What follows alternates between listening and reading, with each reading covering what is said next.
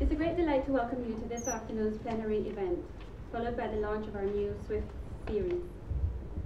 We have planned what we expect will be an afternoon of great discussion and debate, and an opportunity to network amongst individuals that share a passion for higher education in the UK. As an academic and independent publisher, many of us at SAGE have had the privilege of spending time on university campuses in order to understand the academic environment that we operate in. Of course, we also work closely with our authors, editors, and academic societies to ensure we're able to understand and serve their needs. Many of our conversations with our academic or author network about their work do inevitably relate to a fast-changing higher education landscape. Our authors and contacts often specifically refer to their relationship with the REF, but equally are keen to discuss changing student behaviour and expectations, or writing and teaching interests, changing administrative pressures, and how these issues affect their research, teaching, or indeed their perceived impact. Today's event is one of many public engagements that SAGE is keen to convene, host, or sponsor. Some of you will have been at our launch event at the LSE for the impact of social sciences, and I'm truly delighted that co-author of that book, Jane Tinkler, has agreed to chair this event today. Since then, we've been working on many fronts, including the recent SAGE and Campaign for Social Sciences annual lecture featuring an eloquent and compelling talk by Craig Calhoun.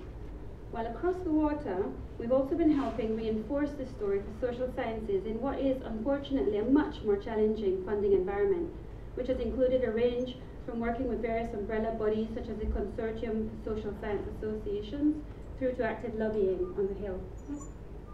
Our engagement goes beyond social science advocacy into key themes impacting on higher education more generally, such as various workshops and talks looking into the implications of open access movements for different disciplines. Similarly, we've been engaged in looking at academic quality and peer review, most recently via last month's ESRC Festival of Social Science, and indeed co-sponsoring the Royal Statistical Society's annual lecture by Lord Gus O'Donnell on the importance of evidence-based policymaking. This work does not stop, and during the 50th anniversary year in 2015, you will see SAGE continue to engage in these important matters, not least through the publication of the Campaign for Social Sciences pre-election report, currently titled The Business of People. So, what are we doing here today? Our vision statement at SAGE stresses our belief that engaged scholarship lies at the heart of any healthy society, and that education is intrinsically valuable.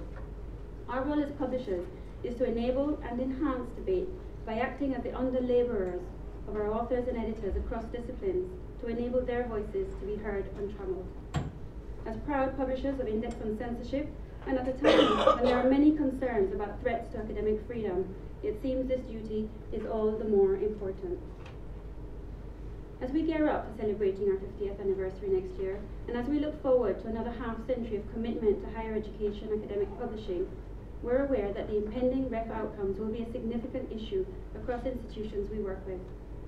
And the changing environment of higher ed will continue to be an issue of constant concern.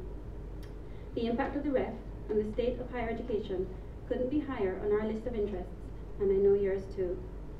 I'm therefore delighted to be able to introduce you to our esteemed panelists. Unfortunately, due to unforeseen circumstances, Stefan and Helen are unable to join us today. But we are delighted to have a full panel with excellent qualified speakers to these issues. Thanks to Jane Tinkler, Research Fellow of the LSE, who will chair our panel.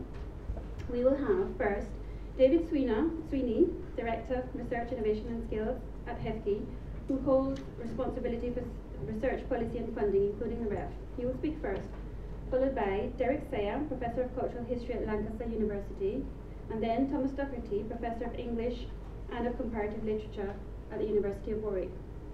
We then have he who needs no introduction, the Right Honourable David Willetts MP, who will give a brief response to the presentations at the end. The format that we're planning will be remarks by our panellists of about 15 to 20 minutes, followed by an opportunity for Q&A from the audience. At the end of our panel, my colleague Ziad Marar will be wrapping up and directing you to the launch of SWIFTs, where you'll be able to explore some of the engaging social science titles we have planned for publication in this innovative series. And now over to our esteemed chair and friend, Jane, to take it from here. Thank you. Well, thank you very much.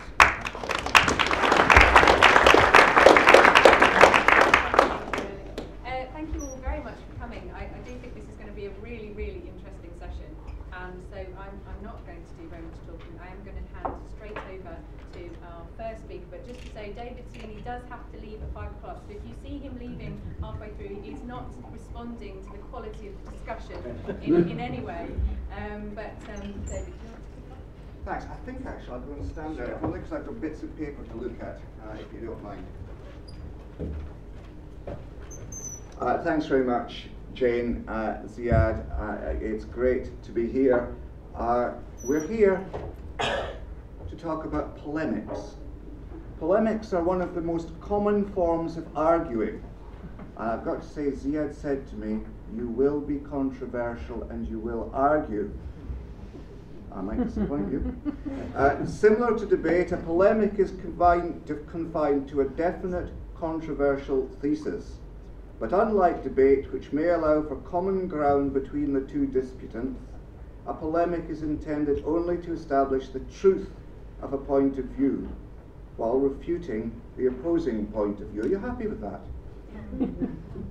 See, I'm not quite so happy. When Ziad first told me out today, I said, and outlined the original list of speakers, I said there wasn't going to be much arguing, because it was a great holy huddle, a group hug of all those who agreed with each other. Not much polemic. There's Ziad my old mate. Well, to his credit, he responded and he said, would you like to come? And indeed, would David Willetts like to come? But I'm still not entirely comfortable about it. Is there really, when it comes to the ref, is there really truth and falsity? Is there no common ground? Is there no nuanced position? I'm just not sure, as I'll describe in a moment, that it's as simple as that. Also, we are here as the Academy together, and I should just say in full disclosure, Ziad, when asking me to speak, also treated me to a fine lunch, which I wouldn't like you to think that I wasn't encouraged to come with a treat. It was great, and we argued the whole way through lunch. There was plenty of polemic at lunch. Is it that simple? I had no intention of inviting you back then. There you are. I think actually the Academy is at its best when it's not doing polemic, but when it's doing a dispassionate and nuanced set of arguments, considering addressing both points of view and considering a balance of right and wrong, rather than pretending that right or wrong can be clearly defended. Now, I outlined over lunch to Ziad, and he said, "Oh, David," well, I say "oh" because I'm Scottish. He said something slightly different. He said, "You don't get revolution by evidence-based policy. You get it by polemic." And perhaps we are here for revolution. But then I've just heard that another string to the sage bow is evidence-based policy. You're backing all horses there. So let's proceed in a spirit of polemic. First of all, with some sort of ground rules for me. As I said, full disclosure, I was treated to a lunch. All of us, are we not, are conflicted in this. It affects the way we go about our working lives, one way or another. And I think when engaging in polemic, we've got to fully disclose what our motivations and drivers are. I think not only for us, but for the people very close to us. We might feel the effects of the influence of higher education generally, and the REF in particular, on our views. That's fair enough. I think, though, it's only right that we fully acknowledge and be very clear about what those conflicts of interest are. Is it us? Is it the people close to us? Or, indeed, are we arguing against a process which we've been part of as well? And is that reasonable? Now, if the minister, the former minister, if David Willetts, didn't reveal that he was part of this process, that would be, I think, not in the right spirit of discussion. Of course, we all know he has been, and he's now free to say exactly what he wants, and I'm sure will. But I think this is a tricky issue. We've learned from colleagues in the sciences that if you take money from the fossil fuel manufacturers, nobody believes what you say. And the climate change people have got into considerable trouble, again, over conflicts of interest. I think we in the Academy have got to be very clear what our conflicts of interest are. I think also, having been in one or two of these discussions, there's a bit of a temptation to play the man, not the ball, or indeed the woman, or not the ball. I'm pleased to be here because I read what these people say. I value what they say. I think we'll only do things better by listening, discussing, in the end deciding, and then implementing. And I think it's important that we do that. Calling people for their motivations, their professionalism, or their competence, I think, is the wrong way to go about things. The right way is to dissect the force of their argument.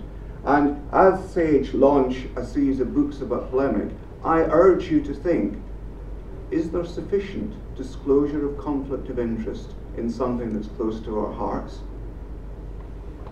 And are we engaging in activity that is based on evidence, fact, and dispassionate argument, or are we going in for personal criticism and abuse? And that seems to me the temptation there is. When as a publisher, naturally, you want to sell your books, that's entirely reasonable, and a temptation for authors who are so close to the issue that they may stray over what I think are the borderlines of civil discussion. So, to the REF. We have, in my view, to start from a position of being where we are in the real world and engaging with the complexity of the real world. Perhaps it would be better if we could turn the clock back 50 years or even 500 years. But the reality is now that our universities are central institutions in society, owned indeed by civil society. A collective contribution that universities make to society which could never be more important than it is now. Just crudely, of course, the numbers going to university have gone from, I think, about 8% when I went, rather a few years ago, to about 50% now. We are, as universities, usually the largest or second largest, depends, employer in the area, it depends on the area. And over the last 5 or so years, universities have been the only publicly funded institution that has scope for discretionary investment in what it does, actually, and that principally means in communities. Whether we like it or not, universities are important to society and no longer closed environments that were responsible only to themselves. With that comes a substantial responsibility to listen to civil society and even listen to that articulation of society's voice, our democratic and elected government. Something that can be very hard without, of course, in my position going into details. There are views the government holds that are really quite challenging, but they are the elected government. And it is for academics, I think, very reasonably to protest, but it is for universities to function knowing that they have a responsibility to society and to an extent to government and to the taxpayer. So we cannot live in a fantasy world where these things are not so. We can wish for a world where they were different, and we can propose ways of moving to a world where they're different. So it should be, so we should have that healthy discussion about how we get there. Has to involve a consideration of the investment which the nation has made in universities over at least the last 100 years, longer in some cases, but certainly as a public responsibility since 1919. So we've got to consider that. We cannot just suddenly wish in mind for something different that pays no attention to history. Secondly, universities, of course, are institutions for ideas, for debate, for new understanding, and so on. And the primary motivation for me in the 17 years I spent in a university, and I know for many colleagues, is that we transform the lives of those who come to study, and we transform society by challenging received wisdom and developing new knowledge. All of that is great, but I wanted a salary at the end of the month.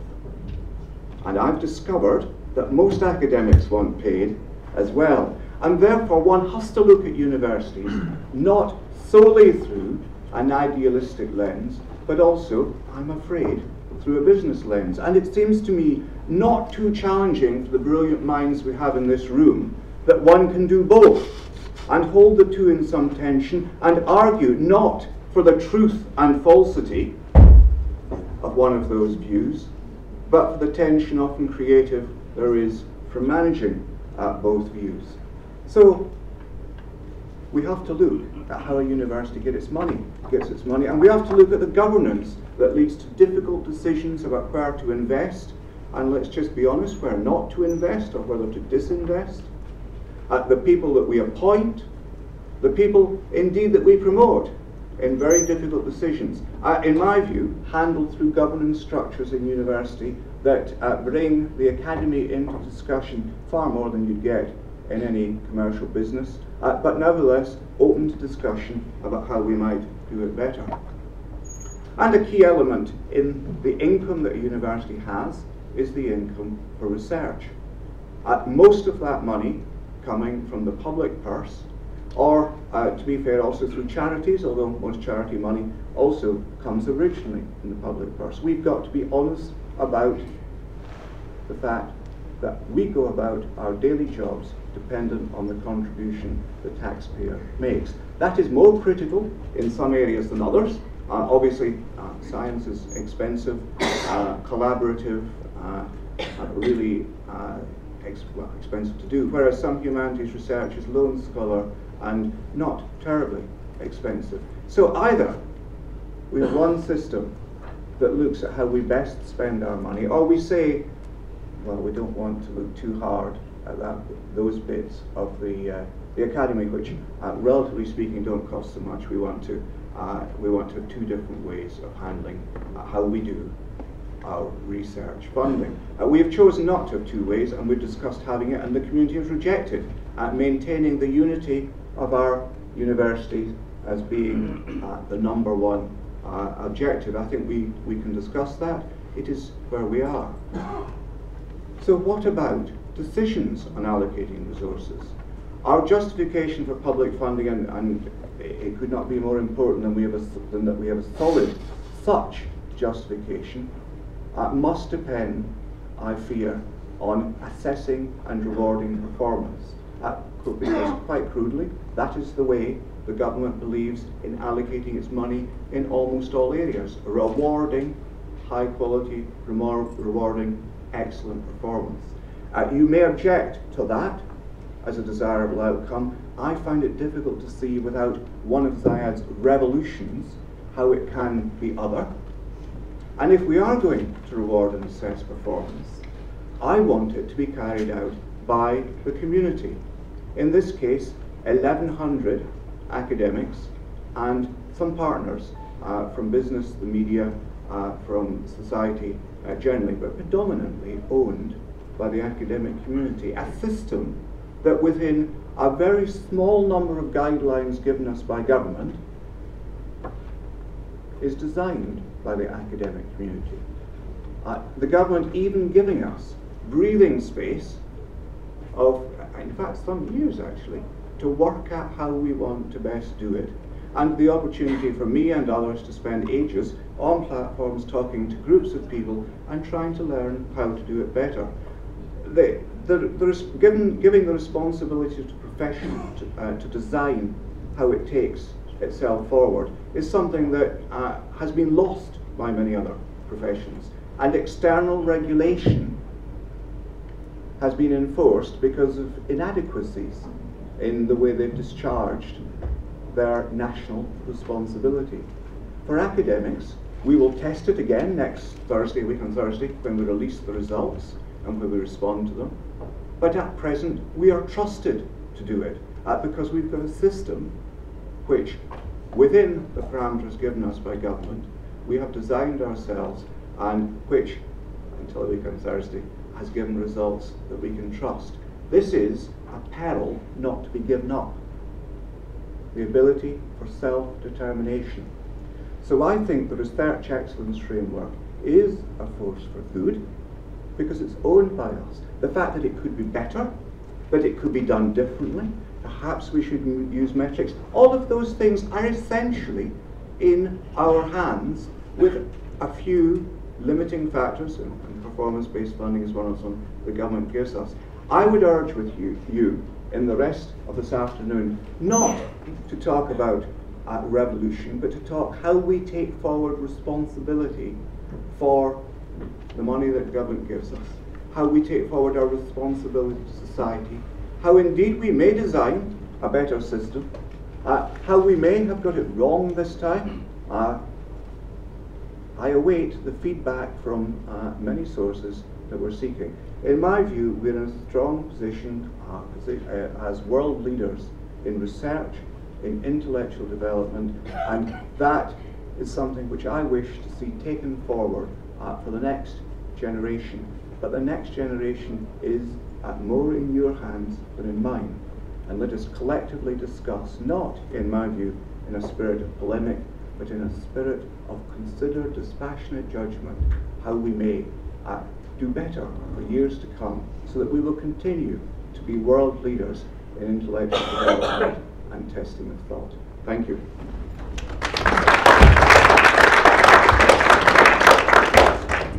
Right, we're now going to, I'm going to use the microphone now. As Kieran said at the start, we're going to hold all the questions and have them all at the end, so do keep notes of what you want to ask David now, but now I'm going to hand over to Derek. Thank you very much. It's interesting the way that David has just, by implication, set me up, which is as a polemicist who is after absolutes, whereas I would consider myself somebody who is presenting evidence-based case that's based on fact and logic. However, it is also based on passionate rather than dispassionate argument. But I would like to make one thing very clear at the start, which is that I do not deny the necessity and desirability of assessing research. I do not deny the importance of that in terms of the fact that we are publicly funded and have a responsibility to the public. Indeed, much of my argument against the REF is that we are not, in fact, doing that job as well as we should, and we are wasting public money. My concern is not about the principle of evaluating research. It is about the way in which it is done in the British research assessment exercise. Now let me start with talking briefly about the costs.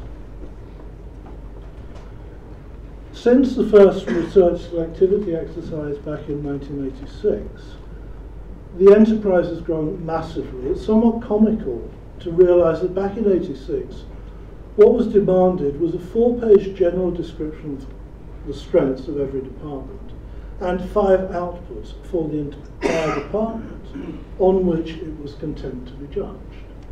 There was no huge elaborate special apparatus of 1,100 assessors. There were 37 UGC subject committees. UGC disappeared very soon after that. In the next RE in 1989, things had grown considerably. 70 panels evaluating 152 UOAs, and every staff member now putting in 2 outputs, rather than every department putting in 5. In 1996, the number of outputs was doubled, and as an indication of the growing complexity and formality of the process, HEFCE started publishing assessment criteria and working methods. Now in 2010, as you probably know, our 2-star outputs were effectively defunded, which then meant there was very little incentive for universities to put any staff member scoring at that level, which then meant that the complexity was further increased because many universities started instituting their own internal refs to screen out low-scoring outputs. The other thing that was new in Ref 2014 and added considerably to the burden was bringing in impact. Now, leaving aside the issue of whether it's a good or bad thing to do, it is very difficult to deny that it meant much more work for universities having to produce impact case studies. So by the time we get to Ref 2014, we have close on 200,000 outputs from just over 52,000 staff in 155 higher education institutions, judged by just 36 panels with 10 to 30 members each. I said roughly 1,000 assessors in all. I'm grateful to hear that it's actually 1,100. The official cost of this is said to be comparable to RE 2008, which was a figure of nearly 60 million, 47 million spent within universities, another 12 million in HEFCE's administrative costs. Now I think most people in the sector would agree that the true cost is actually very much higher. One anonymous university research head, quoted in the recent issue of the Times Higher, said an honest assessment would be actually more like 200 million. Now in any times, let alone times of public austerity, 200 million is a fair sum that is being spent. What I would argue is far more significant is actually the opportunity cost, which is the enormous time that's spent by both panelists, who spend basically the best part of a year assessing these outputs, and those involved in preparation for the REF, which has become a highly sophisticated process of gaming at university level, from university department research directors upwards. I was somewhat horrified when I first came back to this country after working for 20 years in Canada, to find that every department in the country had its own research director. We've done perfectly well without that in the system that I've been working in North America. The reason for it was very largely the REF. Now, briefly, I believe there are also significant costs to other academic values, which I'll mention just very briefly. It increasingly drives university priorities and arguably distorts them, affecting at various points in the cycle the balance between research and teaching, and in particular hiring decisions. People are hired not for what they're going to do for the university in the long term, they are hired for what they're going to do for the university in the next research assessment exercise. Universities are concerned that risky research shouldn't go in. They're trying to second guess what REF panels are going to do. The REF panels are based on disciplines. So interdisciplinary work, despite the fact that HEFCE claims that it is actually supportive of it, tends to get marginalised at the level of the individual university department. Arguably, the REF funding formula incentivises research which is likely to have measurable short-term impact, because the formula that we now have is one where, in impact case studies, the research on which the study is based only needs to be 2-star. In other words, would not in itself attract funding, but the value of every impact case study is worth at least twice that of any single academic. So you don't need to be a mathematical genius to work out where the incentives lie. Finally, and I'm not going to dwell on this particularly, pressures to be selective in selecting staff for the REF is copious evidence that that has undermined morale and jeopardised collegiality. So at this point, I would want to ask, is this all worth it? Now, as again, I'm sure you all know, in 2006, Gordon Brown offered an opportunity to do something that, whatever its problems, would have avoided many of those that I've just gone through, which was, he simply announced that RE would be replaced by metrics after 2008. HEFCE was charged initially with implementing this, but they went through a series of consultations which showed that the whole sector, those that I refer to as the academic establishment, was strongly and overwhelmingly opposed to metrics and wished instead to maintain the existing system of what was known as expert peer review. And I think it's generally accepted that the quid pro quo for that was that the government said basically, yes, you can do that, but you have to develop some serious mechanism for recognising the importance of impact and assessing it. And that was brought in at the last moment, originally announced as being worth 25%, but in the event it counted for 20%.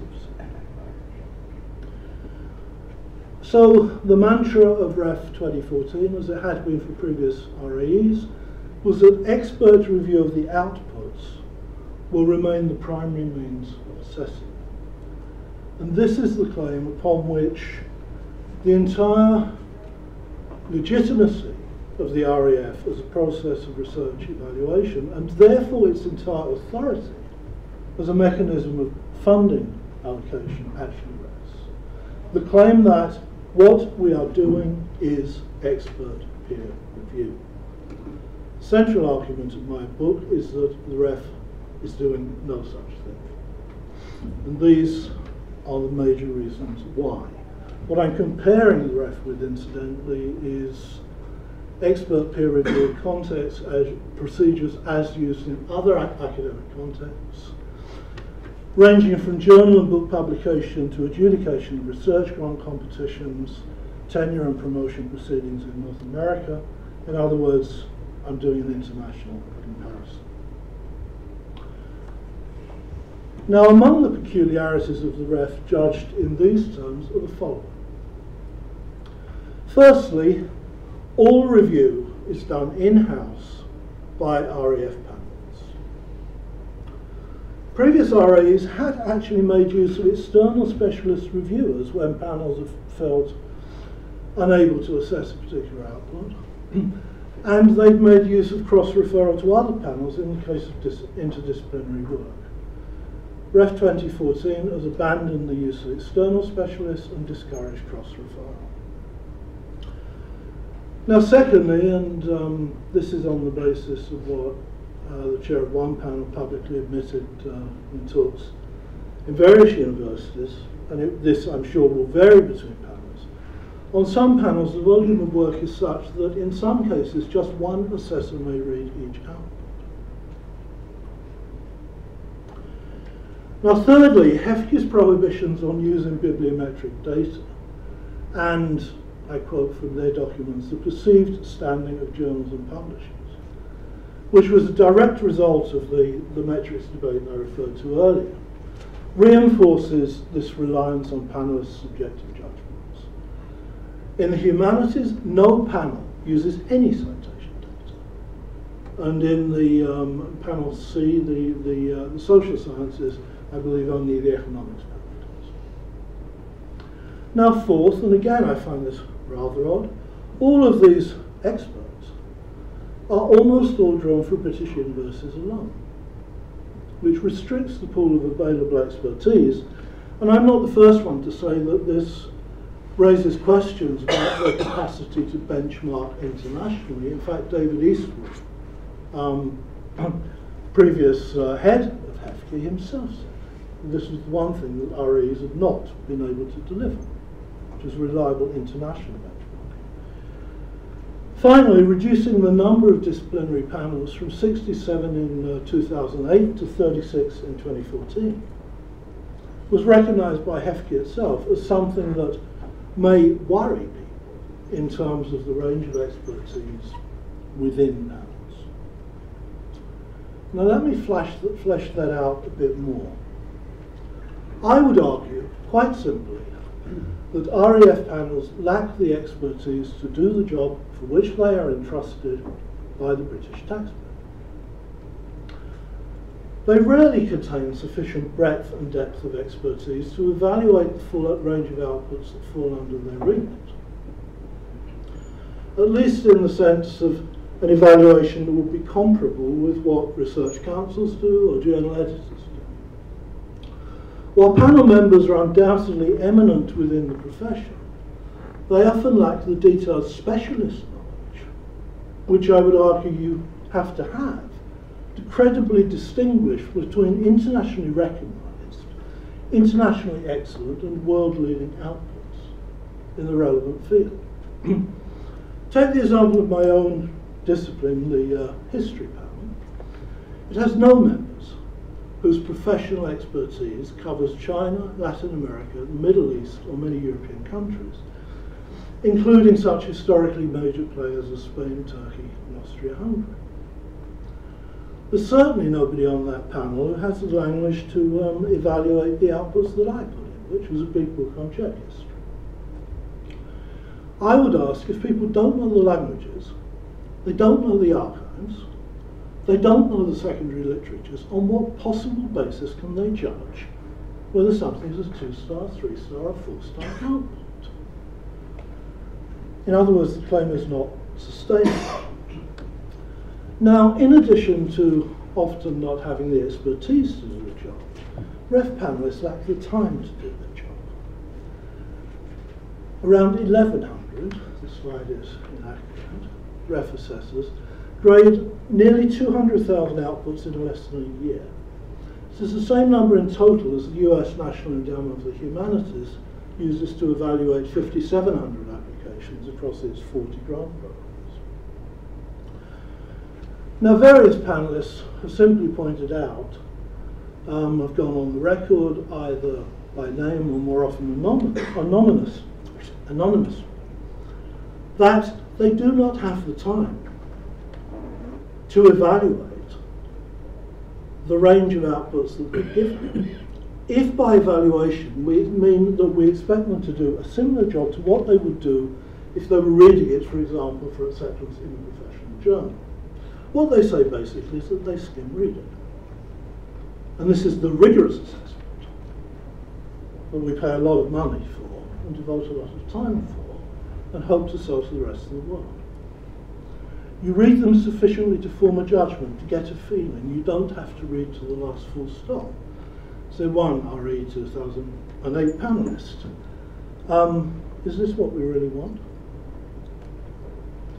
So I'm not denying that there are problems with the more obvious alternative, which is bibliometrics. But I would argue that willfully ignoring all considerations of whether an output has gone through a prior process of peer review, ignoring where it's been published, how it's been received, how often it's been cited, how it may have been reviewed, in favour of what may be the subjective opinion of just one evaluator who may have no expertise in the specialist field, does not seem to me to be a very defensible alternative. Right now, I'm going to pass over this because I don't have that much time, but I would point out that another very significant cost of the REF is the difficulties associated with staff selection at the level of the individual university and the individual university department. And a criticism that has been frequently made is that the process of reviewing at the level of the local university is even less rigorous and trustworthy than that of the ref panels themselves. Let's move on to talk about the costs and benefits. I have about 4 minutes. Let me come back briefly to the metrics debate. Now, one thing that strikes me is that whatever their limitations as a valid measure of the quality of individual outputs, and my own personal view is that I don't think they're a particularly valid measure of the quality of individual outputs, metrics have proved a pretty reliable predictor of RE assessments.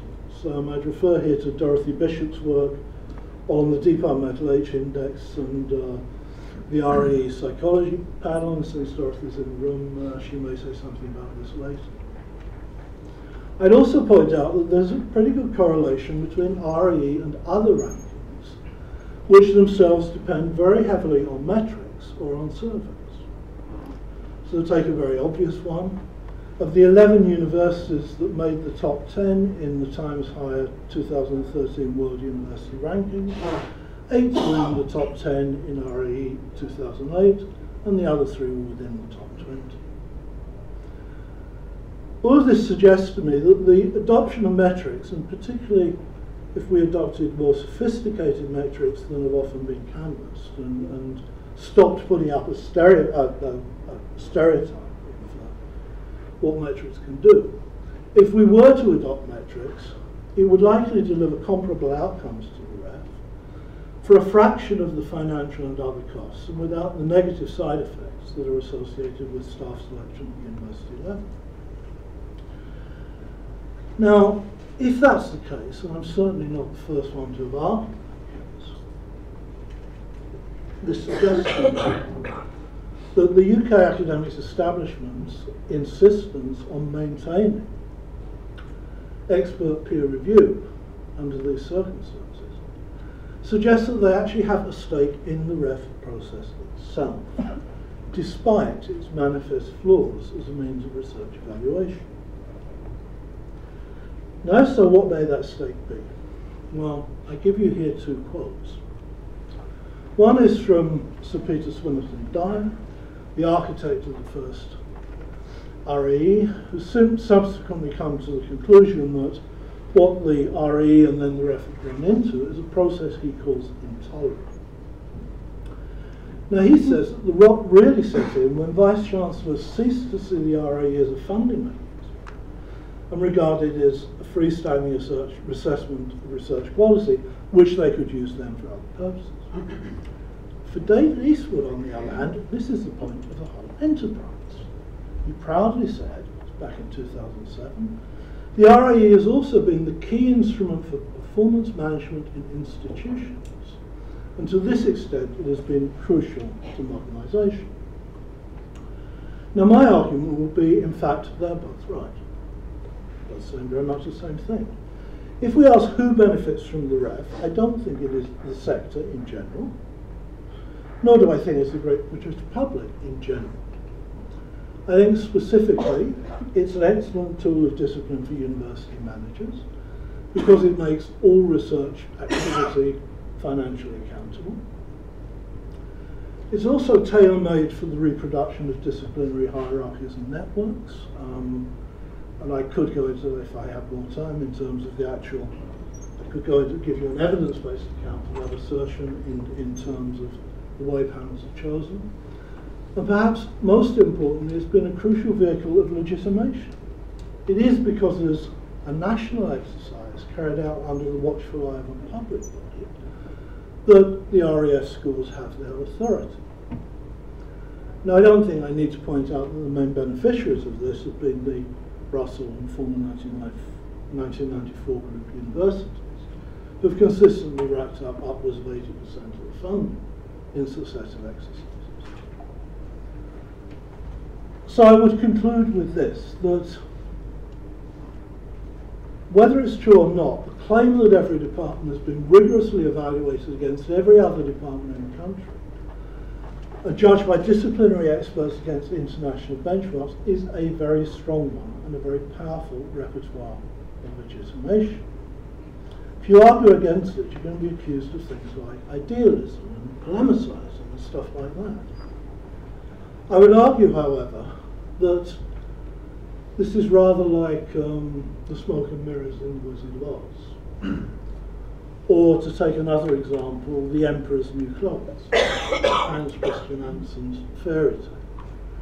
It tells us pretty much what we already know or could find out much more cheaply from all sorts of other sources. It is enormously costly, and I do not think it pays its way. Thank you very much.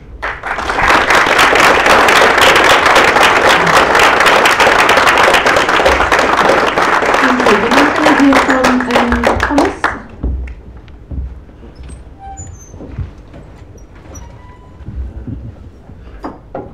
Hi, and hang on, can I just down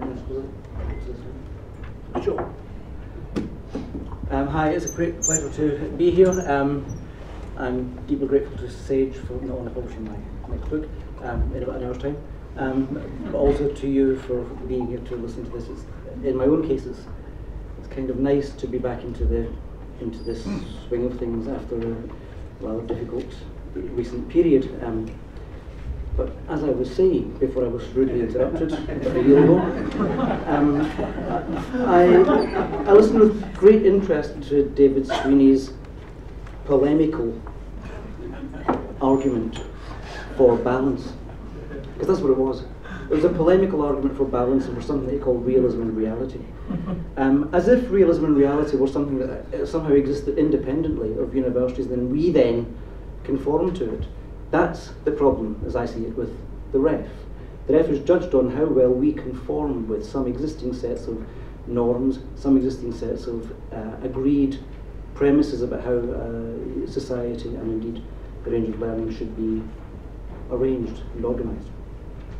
I'm not going to speak too much about the REF. I'll just say one, because I want to speak about the second half, the state of higher education more generally. But we should remember that the REF was set up in the 1980s with one particular purpose in mind. It was set up in order to legitimise the cutting of funding for research in the country. It was not set up. It was just the research selectivity exercise is what it was initially designed as. And the idea was to make sure that not everyone was going to get a fair share of the money. That it was going to be directed towards, as David Sweeney put it, those who perform particularly well, those who already have. Those of you who are biblical scholars will just remember Matthew 23, to those that have more shall be given, from those that have even the small things they have will be taken from them. That is how our society is organised. It's organised around inequality, and since the 1980s we've seen that being driven right through the politics that governs the REF, among other things. We should, in my view, be resisting that. We should be resisting the idea that the REF is a key driver, not only of inequality within institutions, but of inequality within society as a whole. I'm going to try to be polemical, but I should warn you that I'm recovering from a rather bad cold, and I've developed a kind of cough, so it might degenerate in about 10 minutes' time into a kind of rather polemical coughing and spluttering, and I might just have to be helped back to my seat, but I'm going to try to get through it. Hang on, I'm portable. I hope this is mine and hasn't been contaminated. Bad balance. Why should it be balanced? The truth isn't balanced, is it? I mean, the truth is not necessarily balanced. I mean, consider climate change. We'll have a balanced discussion about climate change, shall we? Well, given that the entire world except Nigel Lawson knows that it's happening, and it's happening because of human intervention, then it seems to me crazy that we have balance by saying, oh, but let's also listen to Nigel Lawson, as if he somehow outweighs everybody else or matches everybody else. Let me come back to a more serious question: the state of the sector. Unlike the caricature that David Sweeney proposes, those of us who are arguing passionately about the future of this sector at the moment do not, by and large, want a return to some false ivory tower state of affairs. The problem is that people like David want exactly that. They want a state of affairs whereby the university is answerable to a sector that is divorced from the world, divorced from worldliness, divorced really from worldly problems, and the ref helps to organise that. We should be having a more secular sector, it seems to me. And if you have a secular sector, this is me beginning to the plug for the book, by the way. It's a really good book. So my mum says. If we are going to have a worldly university, we have to be a secular university. And a secular university is organised around what governs the world. And what governs the world? Well, force governs the world. Ask a physicist how the world is governed, and they will say, if they're not a very good physicist like me, they will say it's organised around the play of forces and the play of light. These are the two things that organise basically how the material world hangs together. When you begin to analyse force in that way, you realise that physics has to have a central place in a university. But you also have to begin to think, hang on, what is the material force that the university itself constitutes within the society? Are we simply a reactive force? Are we the billiard ball that gets knocked this way and that way and the next way and then disappear down the rabbit hole or down the net and say to the Vice-Chancellor, bingo, we're the black, you managed to pot us? Or are we able to say the university should play its part in shaping the reality that we're supposed to be part of? When you think a little bit about that, then you begin to think actually the world's not just ruled by force, it's ruled by violence. And there are violences that we have to actually acknowledge as the everyday condition of human life. The university sector as a whole, it seems to me, is not saying anything about that. It's just saying we will carry on doing what we are doing. And that is the ivory tower mentality that I think we should be contesting. We certainly do have a duty as a sector. We certainly do have a duty to the taxpayer and to people who are now paying for us by amassing huge debts, huge personal debts. My duty is not to my institution. This is what's got me in trouble. My duty is not to my institution. But I'm saying it again. My duty is not to my institution. My duty is not to the government. The government may be legal, but this particular government is doing things that they have no legitimate mandate for. And we must, as a sector, be able to speak to that and to be able to critique it. We do have a duty to taxpayers. We do have a duty also to those students who are now amassing these massive debts, which means that we've got a duty to the future. And that duty to the future brings us into the question of how we as institutions operate historically. What is the historical being of the institution? Not just what are you doing now, snapshot 2014 ref, but what is it that you're doing that relates to a tradition that has produced us and to a future that we're going to generate. We sit precisely in that moment of the now time, as Walter Benjamin would call it, a moment of a transition. And we have a key role to play in that. We should not simply be responding to that which already exists and proposes itself as reality. We have lost also that intergenerational bond. The tuition fee fiasco from 2010 was explicitly designed to break an intergenerational bond. Think about what it does. What it does is to say that knowledge is a commodity, first and foremost, and secondly, that we are atomised individuals within a so-called society. That seems to me to be absolutely crucial here, because one of the things that a university should be about is about assembly and about the freedom of assembly. And then in assembly, we, as it were, share our risks and we share our social being together. But the tuition fee fiasco is one whereby we say, actually, no, we're not all in it together. Or if we are, we all stand separately in relation to it. And our task as a university is to make people money. That is what we're supposed to do now. Our task has been fully monetised, fully economised, as if there was nothing else in society. Notwithstanding the kind of, oh, and by the way, there's these things called the arts, and they're actually quite good, and these things called the humanities, and they're kind of for having a nice life and stuff like that. But really, it's STEM that we want to fund. Why? Because through STEM, we can carry on a business of corporate welfare, whereby we will systematically transfer taxpayers' money, commonly shared wealth, into the hands of a privileged small number of people and companies. Behind that lies atomisation. The atomisation which says that I am not linked to you. The mantra that's always trotted out here by people like David Eastwood and so on is that students don't pay, graduates do. It's a wee bit like saying criminals don't go to jail, convicts do. They're the same people. And what David Eastwood forgets to say is that it's not that students don't pay, graduates do. Students don't pay, future graduates do. Current graduates, the people that David Willetts writes about in The Pinch, are getting away with murder yet again. We're doing this to protect our own wealth in order to indebt the future.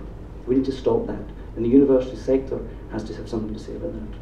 In relation to that question, we have the emerging other question about what happens to us as our civic role, the other thing that David Sweeney talked about in relation to what he called civil society. Bear with me more. I'm losing my passion here because my voice is going, but I'm going to try to wind myself up into a righteous fury without coughing.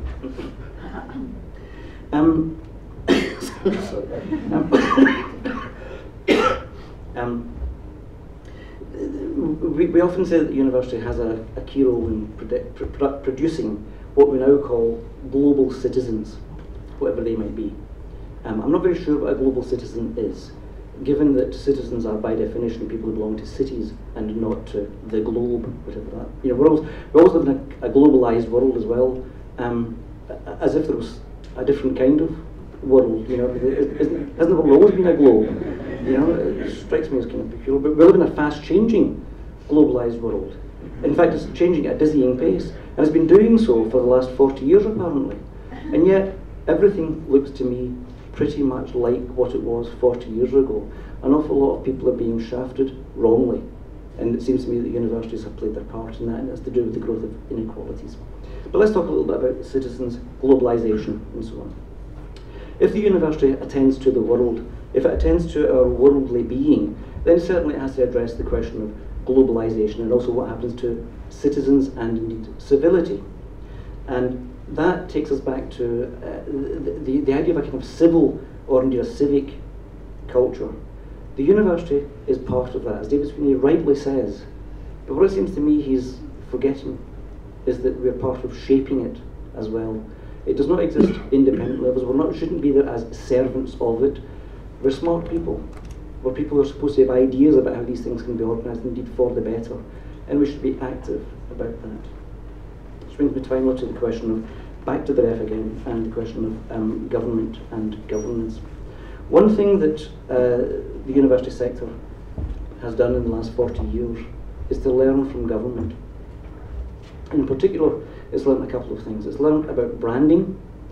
Think back to how Labour got itself re-electable by rebranding itself as something called New Labour. And think about what was involved in that. What was involved in that was the driving of people towards conformity with the branded message, with the branded word of Blair and the rest of the leadership of the Labour Party at that time. That's exactly where we're heading now in the university sector. The ref, it seems to me, is part of the project of driving us towards conformity. Research, if it's anything, is about breaking with conformity. Is it not? Is it not about thinking things that we hadn't managed to think before? Is it not about doing things that are actually quite dangerous? Is it not about doing things that might not work? Well, try telling that to the funding bodies when you're saying, I want £100,000 for this particular project, but it might not work. They're going to say, oh, that's a great idea. Here's the money. They're not, because of the impact agenda, which looks for an instantaneous return. And that's part of, as it were, foreshortening the time of a university and of a university career, as it were, where it becomes simply a financial investment, which you best get out of the way as quickly as possible so you can make your way into some high-paid money job and forget everybody else. We should not forget everybody else. One of the key responsibilities of the university is not the student experience, but the experience of everybody else who are not students, who have not managed to get to a university, or do not wish to go to a university, but whose lives are nonetheless shaped by the universities, by their engineering departments that build the roads and the bridges, by their health and medicine departments that gives us the National Health Service and so on, by their art departments which tell us how to actually understand our images, our representations of ourselves and so on. We owe to those who don't go to university, and we forget that at our peril. I didn't quite manage to wind myself up into a frenzy, but I did manage to get through without coughing too much. Thanks for your attention.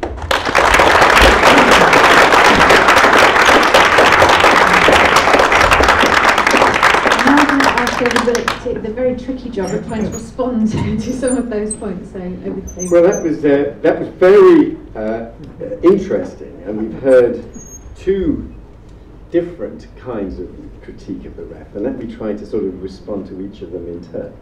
Because the first critique we had, which I could recognise, was, is it worth the trouble and the effort? And you go through the figures of the numbers of people involved and the time that's devoted to assessment. And that's a legitimate question. It was a question that was put on the agenda by the proposal for metrics back in 2006, and why when I was the minister, asked James Wilson and others to have a look at whether metrics could work this time. And for me as a layman, the question is whether the REF, as constructed now, would deliver a different result than either a group of senior academics getting together over dinner in the Athenaeum and saying who we think is doing the best research, or some very smart analysts pressing buttons on a computer program to say what is the most cited research, which is, and taking that as some kind of measure of excellence. And the case for the REF, which is ultimately a case that will depend on the views of the academic community, is if people think if you do the former, you will miss out talent that isn't recognised by the establishment and the elite, completely contrary to the argument we just heard. That's the argument for the REF and the people who devote their time to serving on these panels, is they will spot something that would not have been spotted by the boring conventional assessment of the sort that I caricatured. And the anxiety about metrics is similarly that will fail to spot the quirky, the distinctive, or the special. But as we are talking about a very substantial amount of public money, something more than £2 billion a year over 6 years, we're talking about some kind of requirement transparently to allocate a sum that's north of £12 billion. We're going to need some kind of defensible mechanism. I don't think in the modern world the dinner at the Athenaeum model will suffice. If and only if the community has confidence in metrics, and it may have confidence in metrics in some disciplines and not others, that has got the potential to enable the whole exercise to be conducted without such an enormous amount of effort by the academic community. But the academic community would have to feel that that was a legitimate and trusted exercise, and learning the lessons from what went wrong when there was this rather sudden announcement from on high in 2006, which ultimately failed to command the consent of the community. That's why this time we've got James Wilson and others doing the exercise. And it's ultimately a question, and I'm sorry, I'm going to use a sort of a mechanistic type term, of the cost-benefit analysis. If this whole exercise can identify ways of spending public money that don't require so much effort by the academic community but are still trusted by the academic community, then I'm sure that whatever government is in office after the next election, my successors will want to look at it very seriously. So that's, I think, how we respond to the first challenge, and my view is that the growth of the REF and the growth of the number of people involved in it and the growth amount of time and effort has been largely driven by the academic community themselves wanting to have confidence that this is scrupulous and fair and exhaustive. The second critique is a completely different type of critique, and I don't want to get completely bogged down in an argument about how we fund universities, but I have to respond to what I've just heard. First of all, when I think of the different types of defence of universities, a point that I have in common with what we've just heard from Tom Docherty is I find the intergenerational contract a very powerful way of explaining the role of the university. I thought there was a Burkean touch to what we have there. And it is great institutions, and universities are certainly great institutions, can indeed be thought of as a contract between those who are dead, those who are living, and those who are as yet unborn, and I find that a very powerful way of thinking of great institutions. So I have no problem with thinking of them in that way. And one of the minimal obligations that I think falls from that, we want to pass on institutions to the next generation in better shape than we found them. That's a I think that's a reasonable challenge to set to us as jobbing ministers and politicians. How you would finance universities in that way, in order to achieve that, and in a way that's fair and equitable, I would suggest that the principle should be roughly as follows: that universities both bring private benefits and public benefits. They don't just do one. There are individuals who, on average, are going to be better off as a result of going to university. It's not necessarily what's motivates them to go to university.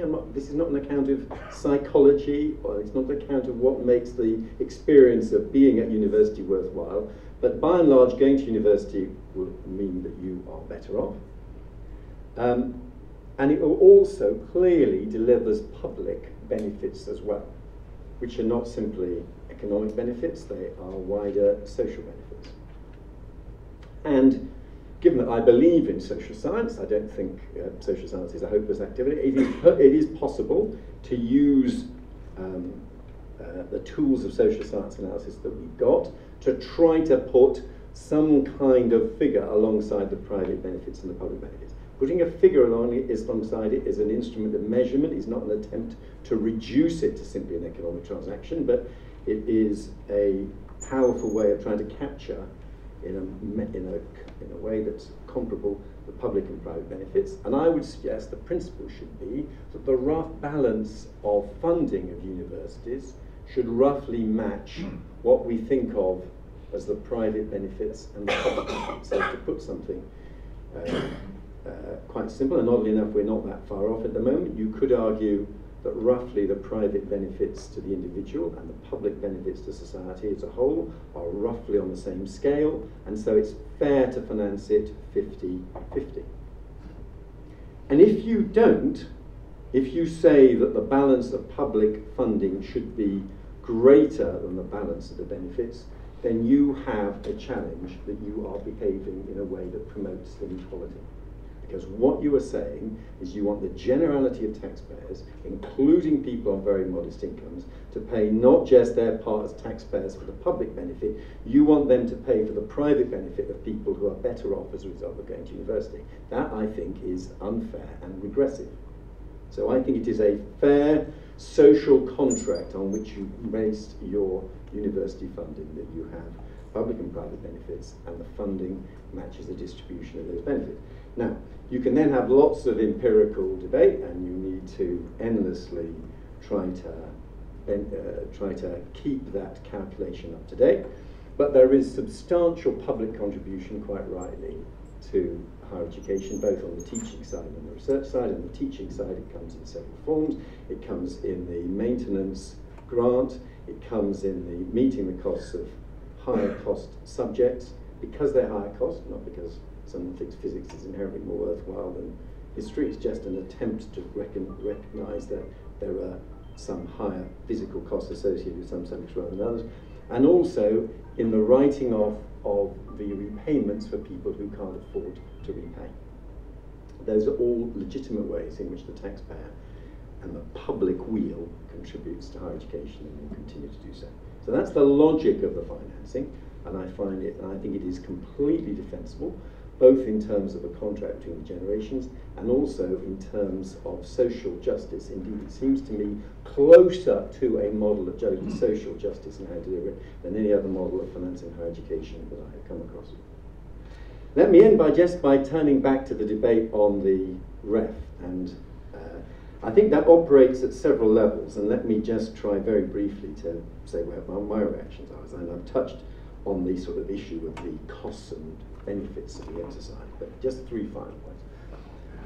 I think in terms of the origins of the REF and impact in particular, I think it was an attempt, I think the arrival of impact was an attempt to correct for a kind of treadmill in which the academic community was simply thinking about those articles in the peer-reviewed journals that were going to be submitted to the RAE. It was an attempt to get academics as well to think how the world might have changed as a result of what they were doing. And I think it was completely understandable It was not an attempt to sort of reduce academia to serving the purposes of business. The invitation, of course, is that 1 in 10 submissions should include an account of how, in some way, the wider society and the wider public had been affected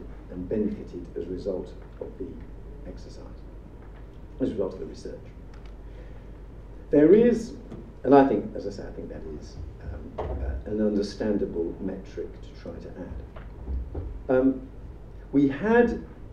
There's a second theme, which I think is the endless kind of frustration I had during my time as a minister, with the sense of people in the humanities, to some extent the social sciences, but particularly the arts and humanities, that somehow they were victims who didn't kind of fit in to the world of the modern university.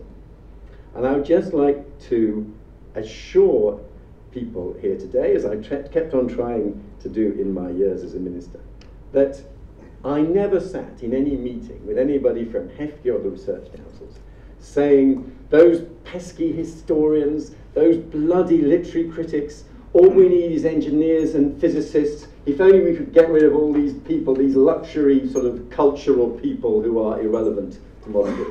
That is not the way I think, and it's not the way in which the people that I dealt with from the research councils or HEFCE think. And insofar as the judgments that we were making with limited resources, if you look at those judgments, they're all, I kept absolutely the balance between the funding of the different research councils. There was no attempt to take money off the Arts and Humanities Research Councils to give more to the EPSRC.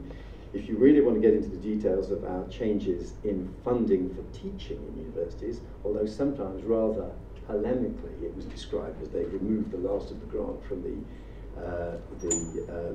humanities, actually the funding flows in the new system benefit the humanities because the humanities were only getting £2,700 of HEFCE grant plus £3,300 of fee in 2010, and they are by far the group that have the most significant increase in funding per student in the new system. So the humanities should not feel insecure or under threat, and I think that the impact assessments, I suspect, will show that humanities absolutely are capable of making an impact, and a good thing too. And the way in which humanities make an impact, for me as a layman, is completely comprehensible. It's a play that's produced or a film that's directed that bears and is influenced by a new interpretation of an author or a play or a novel. It's an event, an installation, an exhibition in a local museum or gallery that has been influenced by the work of an academic considering that artist or that historical event. Those are completely comprehensible forms of impact, and I very much hope and expect that when the impact reports emerge, we will find that the arts and humanities are perfectly capable in their 10% of studies of showing impact like everyone else. And Professor Docherty shouldn't worry about timescales. Some of those timescales are actually shorter and more vivid and more direct than the timescales that you have to show if you're working in particle physics. So there's nothing here that is a threat to the humanities. I do think ultimately there is these day-to-day discussions of higher education policy have at the background indeed the question of the role of the university in modern society. That is indeed a very big question. And sometimes I've found that we in politics or in government were placed in a kind of displacement activity, were made somehow the culprits for what I think is just a very significant change in the role of university in the modern world, which is almost completely independent of government and politics, which is modern universities matter more in the economy and in society than universities did 50 years or 100 years ago. I think that's probably a good thing. But it means that universities are bigger, universities get more money, somebody has to try to organise them, and governments don't. They are highly autonomous in the UK, and a good thing too. But if you're talking of an institution with an income of £500 million or perhaps even £1 billion, it's going to have some kind of management structures, which people used to a rather different kind of picture of a university, sometimes very uncomfortable with, and say this is a threat to its fundamental character or the way or its academic enterprise when it's not intended to be. So these are institutions that have grown rapidly and have moved from being elite institutions to mass institutions, which I think is a fantastically good thing, one of the many reasons why the ways of funding them have to change. They're universities, they're institutions that have by and large become economically more significant, which all other actors in society look to with greater attention and regard them as economically significant. And that, of course, promotes and prompts a debate about how the university should function. But it's not a plot by government or a group of politicians to somehow suborn the university. It's a challenge for everybody in the world of universities as to how they respond to these this new role. I think, by and large, it's not just good for all the rest of us, I think it's good for universities. And when I look close up at what happens in our universities, I don't actually see the threats to their integrity that Professor Docherty worries about. And even in his latest piece in the Time-Tire this week, the specific examples, with one partial exception, are all from the US. They're not from the UK. And the reason why they're from the US is there is an extremely difficult and fraught debate in the US, with Congress trying to look at the value of particular social science projects, and with, interestingly, some state universities that are emanations of their local state and their local community, trying to work out the relationship between the academic work they do and the state to which, in some sense, they belong. We don't have that, thank heavens, in Britain. I hope we don't have it, but we shouldn't talk about Britain as if we do. Thanks very much.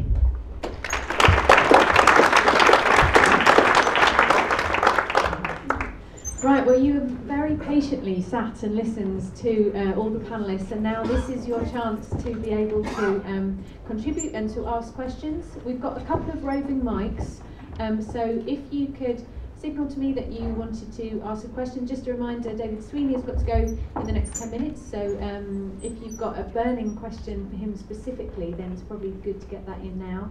I'm going to take 2 or 3 questions in a set and then put those to the panellists, but who would like to go first? And if I could ask you just to say your name. So if we start with Hello, Dorothy Bishop from the University of Oxford. I really just have a simple question for David Willetts, because he's saying that he thinks the current system is fair and is intergenerational, but what about my generation? So I had a free education, I'm earning a very fat salary as a consequence of that, I'm not being asked to pay any more tax at all. Do you think I should be in the interest of fairness?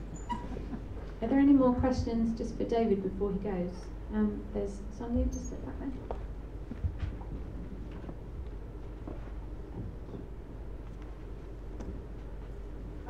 Yes, Sonia Livingstone from LSE. A question about the points about gaming the system, and I particularly am interested in the question of the league tables. And I wonder if David Sweeney could say something from HEFCE's point of view about how much gaming the system was anticipated and or efforts made to rule it out, and particularly whether HEFCE feels responsible for the league tables that are going to appear next week, or, as it were, are those calculations nothing to do with you? Okay, maybe we could just fit in one more for David before it's a bit dark. This is a related question to the last one, both for David and David. And that is to do with the point that Thomas Docherty made about the ways in which those that the Russell Group benefits and the rest don't. So it relates to league tables as well.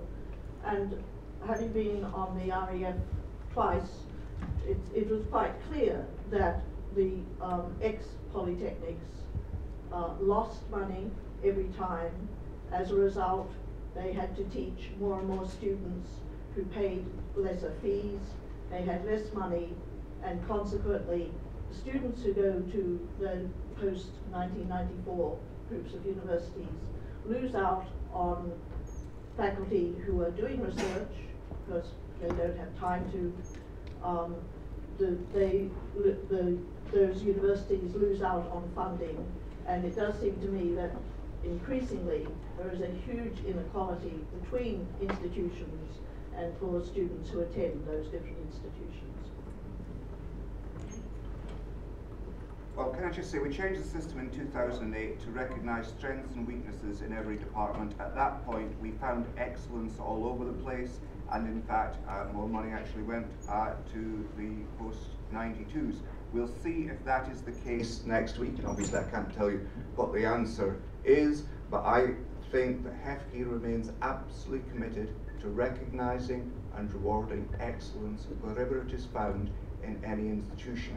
The panels are composed with a lot of people from the research intensive. Nevertheless, last time they found excellence all over the place, and I look forward to next week's results. So I just don't accept the point. I think quite the opposite. It is for the government to continue encouraging us to fund that excellence wherever it is found. I think in terms of gaming the system and league tables, well, we publish deliberately no league table. We publish a full set of data, and just as with the international rankings, you can't control which set of information people form league tables from. There is no way to game the funding. You can game the times higher grade point average reputational thing. It will do you not one jot of benefit in funding. And we look at we look at volume times quality, basically. If you're good work, you get funded wherever you are. And I have already explained to the Times Higher that I don't think their league table is doing anybody any benefit, and indeed encouraging things that I don't think are desirable. But we publish the data, people can do with it what we will.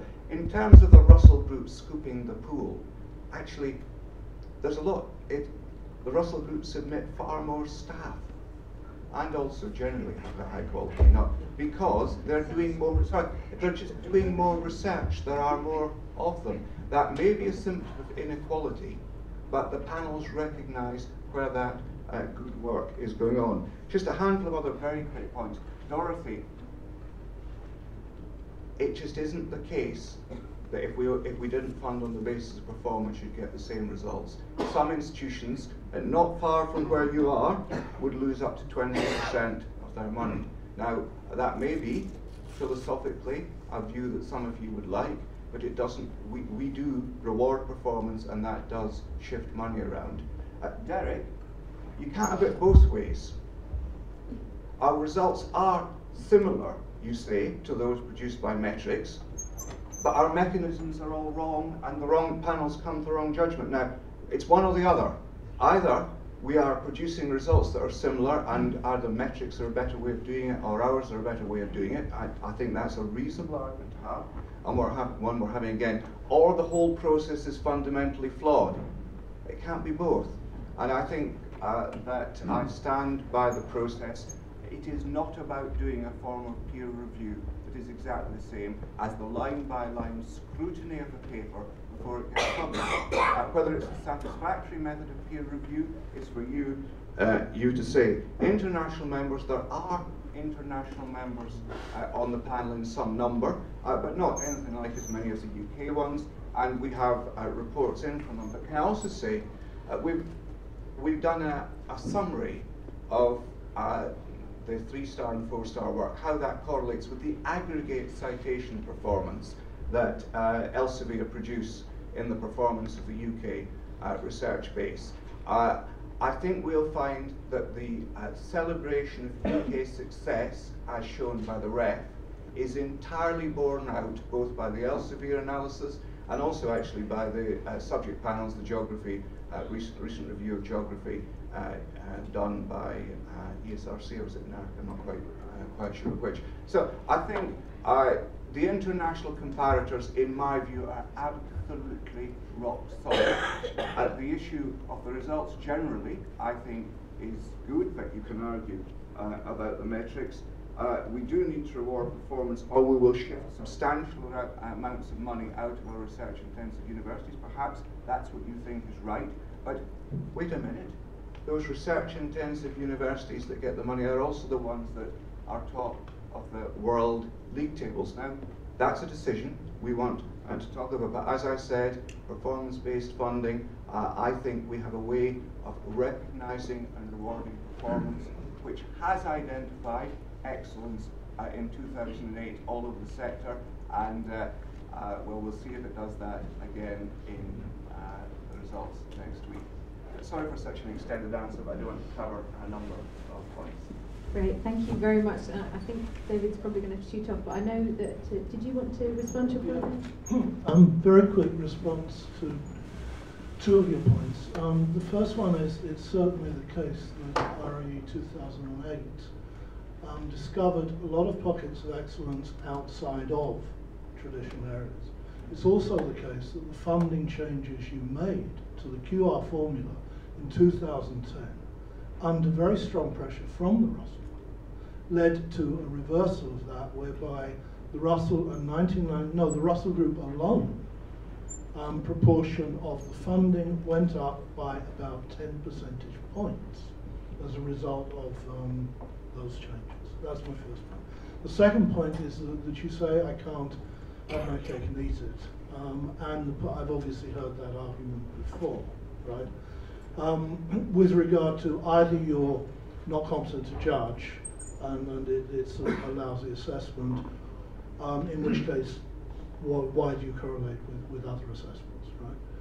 I would argue that, in fact, neither metrics, nor what the REF does, is to measure quality, right? Neither of those are, they may both be more or less reliable, but I can't see a case for either of them being particularly valid. The objections to the most commonly used metrics have been rehearsed again and again, particularly things like general impact factors, right? I don't need to go through them here for this audience. There are clearly problems about validity when it comes to measuring the value, quality of any individual paper, or whatever, right? With the case of the REF panels, I think that you may argue that there's best of many alternatives, right? But as measured by what counts as peer review in many other contexts, is a pretty rough and ready method. And I don't think you could seriously sustain an argument that is a good way of measuring quality. I think both of them are actually measuring something else, and I'm not quite sure what it is, but I suspect it actually is, in many cases, all those things that HEFCE says the panelists aren't supposed to look at, and they actually do, which is where papers are published. And we routinely talk about 3-star and 4-star journals rather than papers, 3-star and 4-star publishers rather than papers. People are aware if books have been reviewed and where they've been reviewed. Now, they may not formally be allowed to draw on any of these things, right? But I suspect, particularly given the enormous amount of work that they're supposed to do in a very short space of time, often they will use these things as proxies, in which case it's not surprising that their judgments correlate with other judgments which are also based on metrics and reputation. Okay, just as I fly out the door, first of all, I think if neither the REF nor metrics measure quality, I think that's a fair comment, but I think we've got to articulate what quality is. And actually the metrics are worldwide measures. So I don't think we're entirely the wrong place, but I think I'm open to any discussion that enables us better to identify what is truly excellent research. I think the changes in funding we made in 2010 were certainly not under pressure from the Russell Group, but they were under, no, absolutely, I've never let the Russell Group bully me into anything. But the government did write to us and say you will selectively represent the best work. I'm sure the government didn't get bullied by the Russell Group. But no, I think that's a fair point about the government's approach to selectivity and the way we have implemented it, Derek. Thank you very much. I think David's going to have to leave us now. So should we take another round of questions? So this now opening it up to any of the panels or a specific panel member or all of them. So if we start with the gentleman there and then there's a lady just Mike Sachs, University Campus Suffolk. I mean, I've been very intrigued by the debate, and I think that one of the things that I felt has been missing is that, you know, if you're going to say that there are issues with the REF, and undoubtedly it could be refined and all sorts of things could happen to it, I think it's really incumbent on the critics to actually say, well, what is the alternative? I mean, I've heard some vague mention about, you know, well, there are book reviews and these kinds of things, but I'm just very interested in what alternatives might be put forward. And one thing that hasn't been discussed so far, which I'm not necessarily in favour of, but it's actually part of the debate, an important dimension of the debate, is that, you know, if the ref is so you know, sort of unpalatable, as it were, you know, why not do away with the ref altogether and go back to the market and, in a sense, you know, just play the finances directly through the research council through open competition for research grants. So go over more to the market and less away from the, you know, and sort of more away from the state, as it were. Thank you. My name is Donna Browns and I'm a lawyer and I edit the Medico Legal Journal, so I've no place here at all. I've been invited. I just would like to throw something in which you may think is irrelevant, but it's sort of striking me. Would you like to reinvent Polytechnic? Because it seems to me that some of the, well, I can see heads being shaken, but do you think there's a place for the Polytechnic in today's society, or do you think it's an irrelevance? And would it be cheaper to provide some of the education that's being provided elsewhere at the moment? Thank you. Is there just one more for this round? There's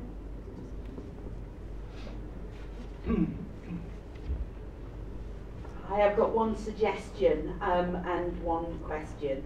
The suggestion is that I was part of the first TQA panels that went out, and we met all the senior managers of the university, all 4 of them, when we went in somewhere.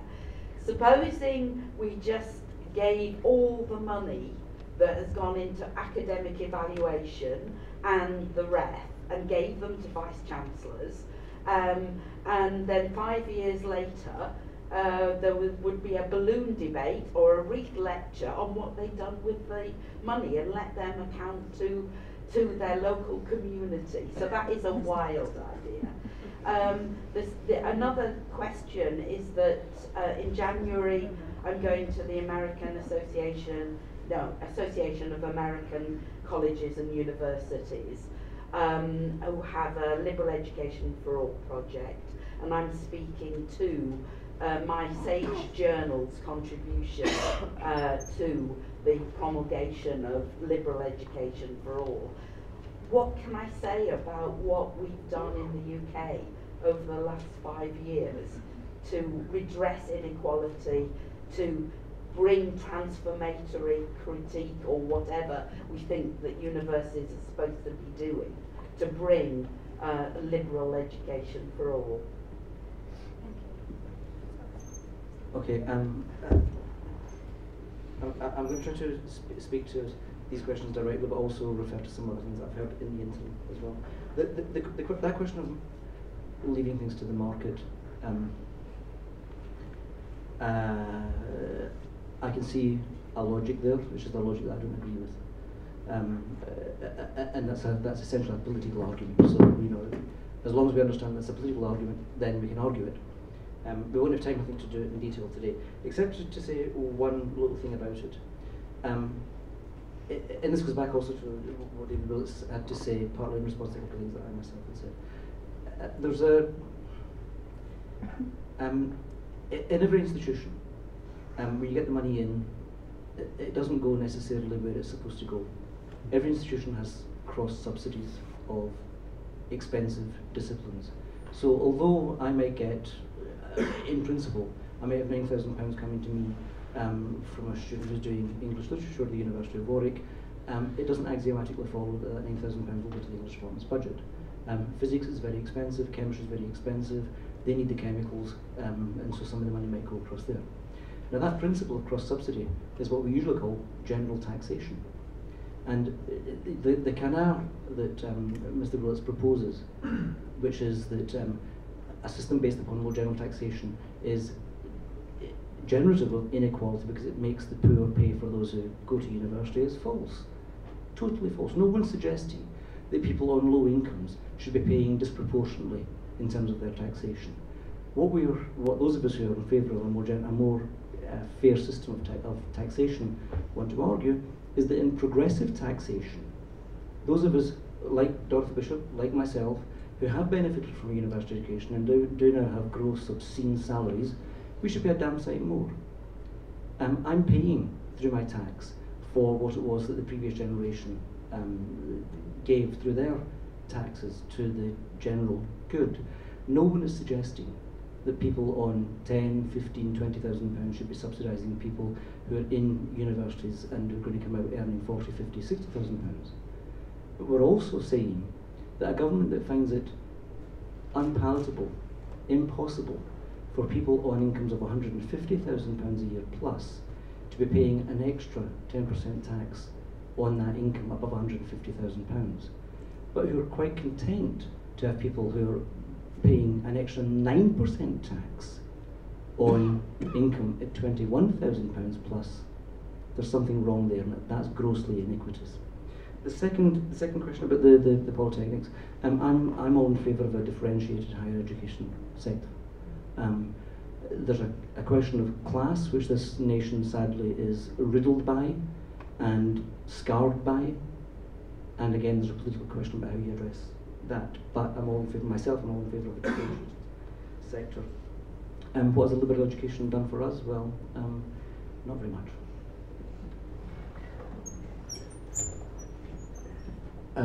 Let me go, and actually some of the questions that were asked in the previous round, I think, are entitled to have an answer.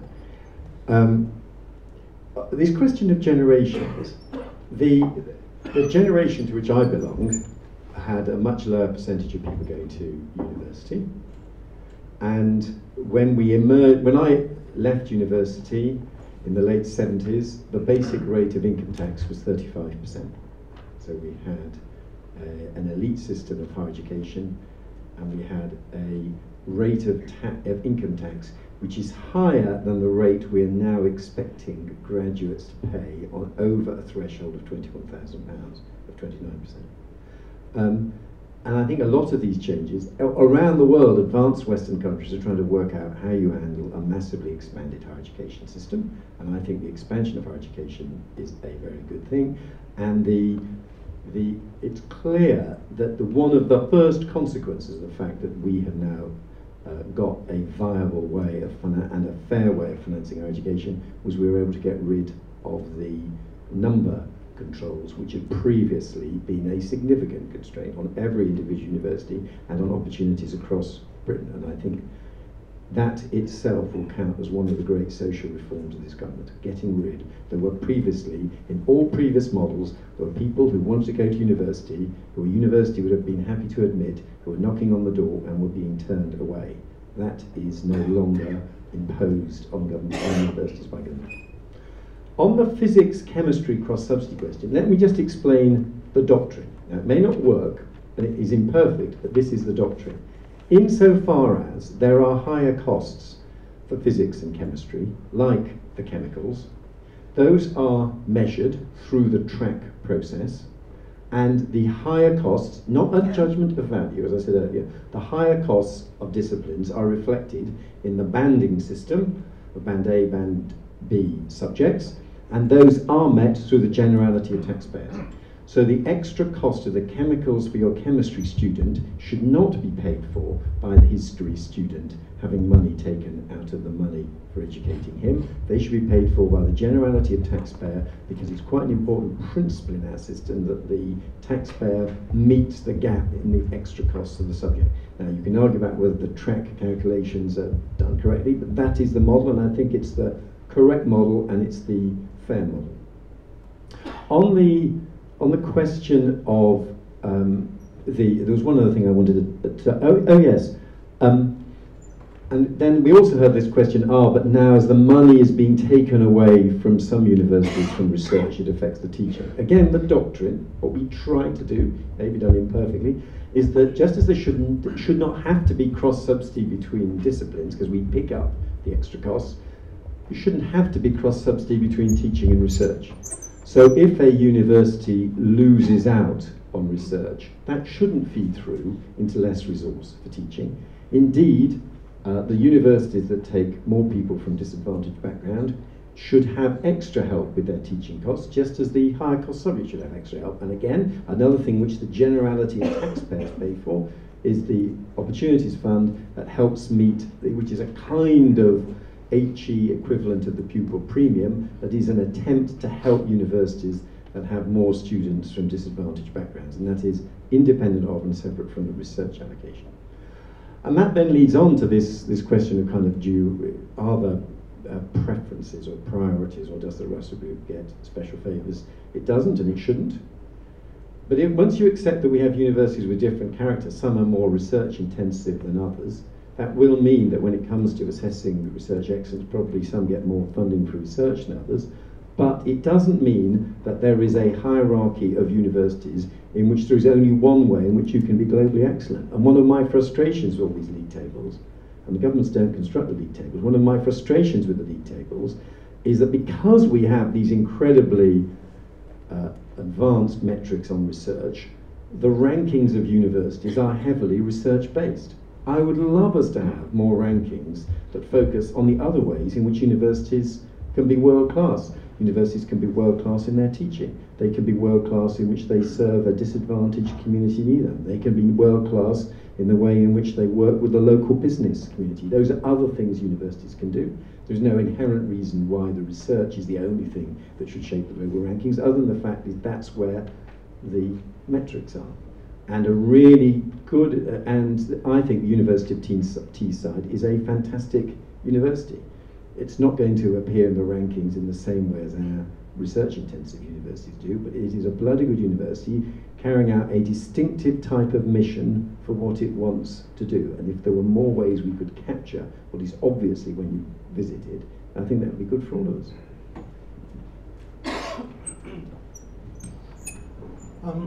I just want to take up your question about alternatives. Right? The first point I'm making is something that intrigues me, but I don't think the implications have been thought through. Is one thing that the Brown reforms have done, as David pointed out, is that it is actually giving universities more money per student than they were getting previously through the teaching budget from HEFCE. Very substantial surplus, right? The second thing that's happening is that that same mechanism, and this is clearly going to get exacerbated at the point where the number of controls are completely off, is actually creating hierarchy very, very quickly in universities. The better universities are now not constrained in terms of the number of students that they can take for 3 years. Better? What do you mean better? I mean better in terms of A-level schools of the students they take university in. better. No, I don't dispute the point, right? I'm saying, let me rephrase it. The research universities, which tend also to be the universities that want to take students at 3 A's, because that consolidates their reputation as research universities, right, in the relevant league tables. Those universities, given the Brown reforms, are now going to be bringing in more money per student in the past. Now, when is it going to occur to somebody that money can be used to fund research rather than money that's coming through HEFCE? I'm sure it's occurred to a lot of politicians, even if it isn't in the public domain. So I'm by no means confident that HEFCE is going to have bags of QR money to allocate in the future, because somebody is going to say, but your Warwick, your Oxford, etc., have got much more money coming in anyway. Now that's the first response. I'm not sure that we can. I'm not sure that we're going to be operating in the same environment in a year or two down the line as we are now, right? But irrespective of how much money is available, I would suggest, particularly against that background, when the research universities are likely to do rather well anyway financially, I would suggest that we actually need to be much more imaginative in how we allocate such public money as we do have for general support, right? I certainly don't think it should be given to research councils. What I would suggest is that we actually give up the attempt to measure quality of outputs as such, because we haven't come up with a reasonable way of doing it. But we do look at some of the things that correlate with research vitality. And these are the things that together at the moment only count for 15% in the environment section, right? So I would say that we should pay more attention to what some people have called input metrics. Everything from the number of PhD students you have to the quality of your library, your laboratory facilities and so on, how much research grant income you're bringing in, how vigorous seminar programs, conference programs you run, right? I mean, we all know what a vibrant research environment looks like. Those things actually are measurable. I would spend a much higher proportion of the money based on that, rather than very dubious measures of quality of outputs, right? And I would also set aside some substantial parts of the money to fund exactly those green shoots, innovative, new research areas in what are not traditional pockets of excellence, right, that David was talking about earlier, and that actually have been undermined by the QR funding changes of 2010. So my personal view is we will be dealing with much less QR money, but I think we should not, we should be much more intelligent and imaginative in how we actually allocate it. And that's what I would do. Can I just make two comments?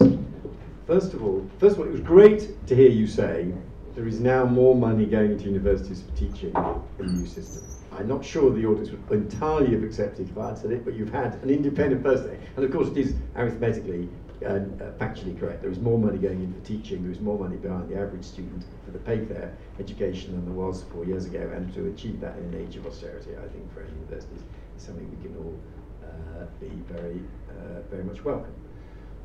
I don't think it follows that somehow this extra money for teaching is going to be raided for research, and the reason why I'm optimistic that we can keep the separation of teaching and research is my good friends in the NUS. Because I tell you what happens, students and student unions and the academic representatives on student unions are increasingly saying to their university management, you have up to £9,000 to pay for my education. Can you show me how I am getting £9,000 worth of education? You can remove the 1,000 or so for access, but about £8,000. That is more than it used to be. What am I getting for it? And I get into another area of controversy by using the language of consumerism. Study is not the same as being a consumer, but students are absolutely entitled to ask that question, and a bloody good thing too. My view is the problem in British universities in the last decade or more has been not sufficient attention paid to the quality of the teaching experience of students. Universities, despite this age of austerity, have now got more money for it, and they have to account to students for what students are getting in return. The second comment I wanted to do, I didn't pick up on an earlier intervention from a lady who said, why don't we just give the money to the vice-chancellors and 5 years later say to them, what have you done with it? The truth is, that is kind of the system we have. When David Sweeney writes his checks on the basis of the research excellence framework or whatever, it does essentially go to that university to do with, as the university, academic community, however judged, decides. The question that we're debating this evening is, how do we decide how much to put in the check in the first place? But when it arrives at the university, unlike the teaching model that I was describing earlier, when it arrives at the university, it is possible for the university, academic community and management to say, this university really needs a brand new physics laboratory, and we're going to we need to raise our game in physics research. We're going to put the X million pounds we've just secured from the REF into building a new physics laboratory. They could say, we need a better archive for all the fantastic historical documents that we've got so that our historians can do better research. But those are decisions which the university makes. And it is, so in some ways, we actually are talking about your system, but the question is how you decide how much goes to each university in the first place. And the reason for these kind of debates about assessment is someone is trying to work out which university is likely to get the best research out of it, though we trust the university to decide how to spend it. Okay, we've got time for one last round of questions. So are there 2 or 3 more questions for the panel before we start? There's somebody down here, and then there's a gentleman in the middle.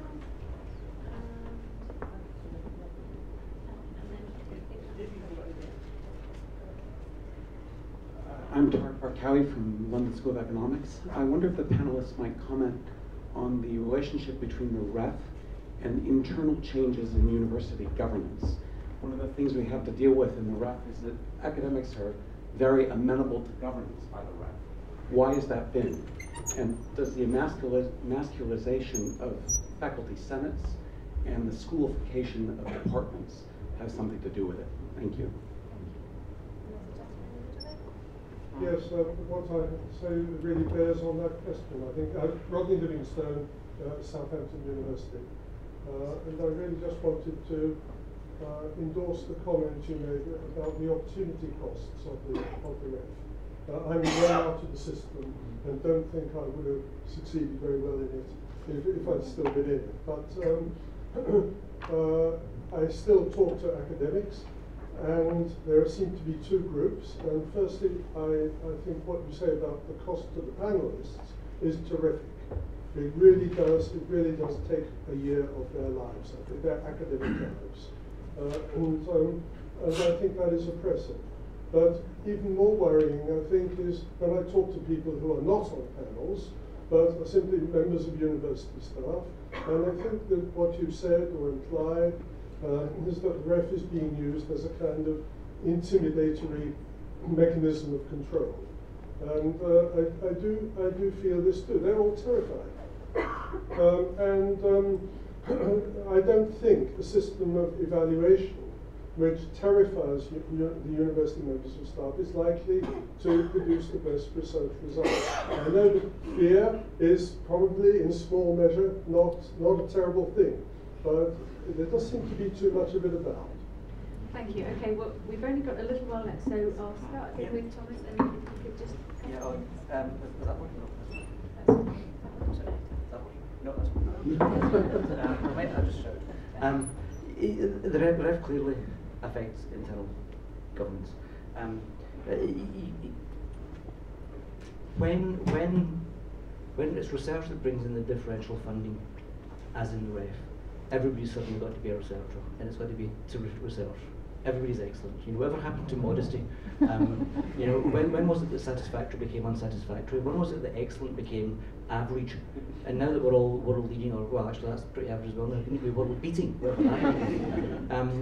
So suddenly that all changes when tuition fees are trebled and differential funding is in terms of how many students you can get in when the seat. So suddenly, hang on a second, wait a minute, and we're all going to start boasting about how excellent our teaching is all of a sudden. In terms of how that affects governance, it seems to me it affects it every which way. No matter, this isn't specific to universities. In every institution, there'll be people who know which way the bread's buttered and which way to climb up the greasy pole, and they will be quiescent, and they will be compliant, and they will be Stalinist in the sense that they will internalise the ideology without having to be told what it is, and they will be enthusiastic carriers out of that ideology, and suddenly they become pro-vice chancellors and so on. The rest of us, meanwhile, are trying to deal with something called reality. And some of us do it well, some of us do it badly, but yes, it clearly affects the general culture. And there is absolutely a culture of generalised anxiety across the sector, and that is useful for people who want to control and limit, or as I put it in the article that Mr. Willetts referred to manage expectations, to manage what can be thought and said. And it is deeply unhelpful, a culture of anxiety.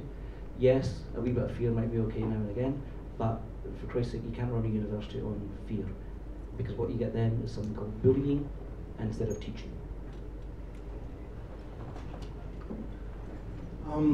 Stop me if I go on too long. By way of background, I was trained in the UK. I got my PhD in Durham. I then taught for some years at the University of Glasgow. At the time I left Glasgow in 1986, I was one of the best published members of the department, but the youngest and worst paid. And I was told I'd have to wait my turn before I could hope for promotion to a senior lecturer. That year I then went on the market looking for jobs in Canada. I landed a job within about 6 months as a senior associate professor with it written into my contract that I will be considered for promotion to full professor at the end of that year. I was duly promoted. So what led me out of this country was very much a feeling that the research was neither properly valued nor rewarded. I then went into a system where I had all sorts of culture shock. The first thing was, why had I written so many books in relative terms and not that many articles in peer-reviewed journals? And at the time, I didn't even know what peer review meant in the North American sense of the term. And there were many others. But over the years, I became very North Americanized. I spent 20 years there. I came back here to a position in Glasgow. At Lancaster. The first and biggest thing I noticed, of course, was that the British academics don't have tenure. North American academics do, unless they're adjuncts, and of course there's more and more adjuncts. Tenure really makes a difference to how you feel about yourself. It's not just that you can't be fired on the say-so of some superior. It's that it's bloody hard to get. You have to go through an extremely rigorous process to get it. Once you've got it, you feel that you have been credentialed and that you can be trusted to do your job without being constantly monitored from above and without having to basically lick asses to get up the greasy pole. So I think that the North American system actually breeds a very different subjectivity, academic subjectivity, than the British one, which rests much more about a sense of professional identity, more like being a lawyer or a doctor or something of that kind, than who you are in the world, depending on where you stand in the pecking order in your institution and how well you get on with your head of department or dean. I think that fear is absolutely integral to the way the British universities work, and I think that the REF is the key instrument of that. What you do about it, I don't know, because it's become so ingrained that it's almost normality. Say at the beginning of the book that the REF and its predecessors, the RAE, the whole regime of targets and monitoring and all the rest of it is so integral to British academic life that it's difficult to imagine that you could have universities without it. Occasionally I pinch myself and remind myself that for 20 years of my career I did where lots and lots of extremely good research was done, but there was no REF and there was no equivalent. So I guess that's my answer. I have no particular brief for the way in which the REF is conducted. I just think that there are two crucial criteria. The first has to be, it really should be a system that commands the consent of the academic community. And the second is that it should be something that delivers some level of transparency and accountability for public money. You have to be able to explain when you are talking over a 6-7 year period something between 10 and 15 billion pounds as to, at a minimum, the criteria that have been used to allocate it. Those seem to me to be the two crucial tests. And I don't think, and I don't want to, but I think, well, you can't imagine there's, as you are talking about public money, I would say that it's probably one of the least scrutinised and most trusting allocations of public money we've got. Now, how it's then done, whether it's done by metrics, whether it's done by this admittedly growing and ever more ambitious set of subject groups, on that, there isn't some kind of specific agenda. We need to do it this way in order to have have the academic community under our thumbs. It just has to be a system that works. Ideally, it'd be one that has lower compliance costs and opportunity costs, as someone said. If people here trust metrics, and that would enable those kind of problems to be solved, fine. If you think you can trust metrics, then write in, and if you don't trust metrics, do communicate with James Wilsden's group. I'd have a bit of an anxiety about going from 2 funding streams to 1 and just putting it all with a research account. I think by and large it's good to have diversity, and it's good to have the 2 different systems of allocation, so I think there's probably a net benefit in the 2 streams, but beyond that, it's quite a lot of this will be shaped by the academic community. And that leads on to my second point. So I think I should end with a kind of partial peace offering to Thomas Docherty. And looking back on my time, I mean, my view is that where the agenda is heading on teaching and where the agenda is heading on research is there's a striking contrast. My view about when it comes to teaching, I have to be honest, I don't think there has been enough competitive pressure on universities. I think universities have got away with inadequate teaching and insufficient attention to what their students are entitled to expect. And the combination of getting rid of number controls so that no longer do universities just have a fixed number of students who turn up, plus the money more vividly coming with the student there without the student, of course, directly paying, is good for more competitive pressure to raise the focus on teaching standards. My view on research is almost exactly the opposite. My view on research is that we now have a highly atomized competitive system. The most competitive in the advanced Western countries, which has delivered over the past 20 or 30 years. It's not a point that's actually been made so far today. The system which on most of the conventional measures is the most productive. We get out more high quality peer-reviewed articles for the money we put in than any other advanced Western country, thanks to the efforts of the academic community. I personally think it's weak on promoting cooperation between different institutions and universities. It's weak on interdisciplinary working. And I would actually like a research agenda that is slightly easing up on the atomized competition and is rather more focused on ways in which we could reward cooperation and people from different disciplines and different institutions working together. That would be my agenda for a reformed research exercise. But I do think the requirements, where the agenda is heading in teaching and where it's heading in research, are significantly different. But I hope Thomas Docherty might at least accept my view about where we should go on research as a modest gesture towards his powerful polemic that's launched today. Is this modest? Unfortunately, we're going to have to leave it there. So just before I ask Ian to come up and just tell us about the event that's going to happen afterwards, can I ask you to join me in thanking very much our panellists for their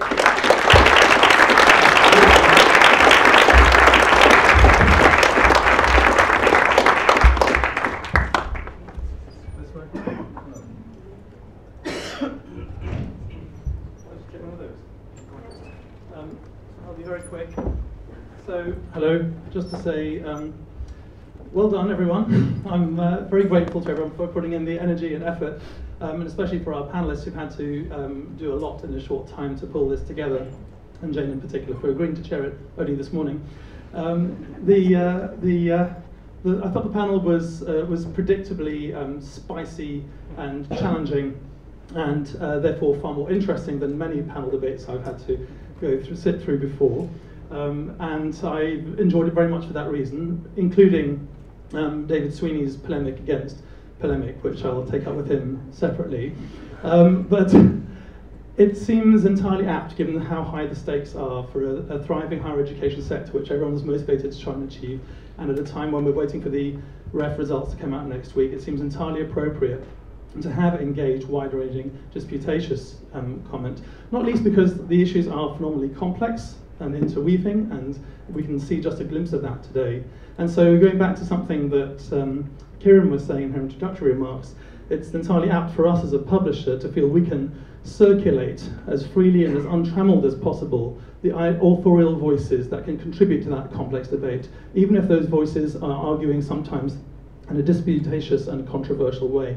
And I very strongly line up for the view that says, let's enable slightly less fearful speak to happen in these debates. I think quite often we find that people are curbed from wanting to be able to say what they do, and therefore the argument in itself becomes curbed too. And as a small aside, I'd like to just say welcome back to Thomas Docherty for finding his voice in many ways today.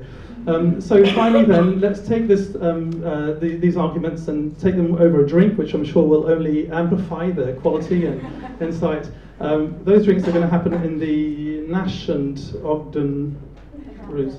What? Brandon. Okay, Nash and Brandon rooms. Oh, that's why. That's why. Okay, so take the drinks with you, take the ideas with you, and make them. Now go now. Bye.